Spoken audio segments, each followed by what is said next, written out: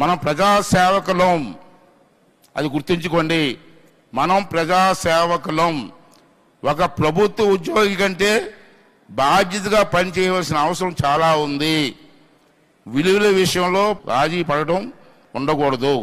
మన ప్రవర్తన సమాజానికి ఆదర్శంగా ఉండాలని చెప్పి ఈ సమావేశం ద్వారా మీకు మనం చేస్తాను. శాసనసభాపతిగా ఒక ప్రశ్న నన్ను వేధిస్తుంది సార్. వేదిక పేరున్న పెద్దలందరూ కూడా ఆలోచించాలా. ఏంటి ఆ వేదన అంటే, మన అందరం సంరక్షకులైన లోక్సభ స్పీకర్ గారి సమక్షంలో నా బాధను వ్యక్తం చేయవలసిన అవసరం ఉంది. అందుకే నేను మనసు విప్పి మాట్లాడుతాను ఈరోజు. ఇందాక చెప్పాను, చిరుద్యోగులు సైతం నో వర్క్ నో పే అన్న స్లోగన్ మీద వెళ్తున్నాం. కానీ మన ఎమ్మెల్యేలకి అది వర్తించదా? మన ఎమ్మెల్యేలు శాసనసభకు కూడా రావట్లే. ప్రజలు ఎన్నుకొని మా సమస్యలు పరిష్కారం చేయండి మహాప్రభు అని చెప్పి మనకు ఓట్లేస్తే అసెంబ్లీకి రారా అండి? రారా? ఎక్కడో బయట మాట్లాడే బదులు అసెంబ్లీలో మీరు మాట్లాడవచ్చు కదా. మీ ప్రజా సమస్యలు పరిష్కారం చేయడం కోసం ప్రభుత్వం దృష్టికి తేవచ్చు కదా. ఎందుకు రావట్లేదు అన్నది స్పీకర్ గారు, వేదిక మీద పెద్దలందరూ కూడా పరిశీలించవలసిన అవసరం ఉంది సార్. ప్రభుత్వ ఉద్యోగి రాకపోతే సస్పెండ్ చేస్తున్నారు, ఎమ్మెల్యేలకు లేదా అండి?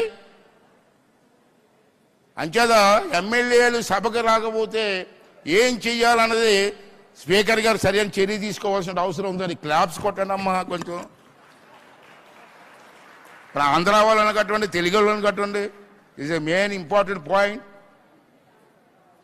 అంటే నేనేమంటానంటే స్పీకర్ గారు కూడా ఆలోచించాలి, పెద్దలు పురంధేశ్వరి గారికి కూడా ఆలోచించవలసినటువంటి అవసరం ఉందని చెప్పి మనం చేస్తాను. అదేవిధంగా నియమ నిబంధనలు ఉన్నా లేకపోయినా మనం ప్రభుత్వ ఉద్యోగుల కంటే ఉన్న ప్రణామాలతో నడుచుకోవాలి. దురదృష్టవశాత్తు మన ప్రజాప్రతినిధులు ఉన్న విలువల ఆదర్శాలు పాటించడంలో విఫలం అవుతున్నారు. Speaker sir, one more request to you. Please give some instruction to all assemblies in the country. At least House must run at least for a year, 60 days for a year. In the year, 60 days in the year. Why can't we run? In some assemblies, yearly they're running for 35 days, 45 days. It is not correct, sir. At least 60 days for a year. In all states, assembly must run.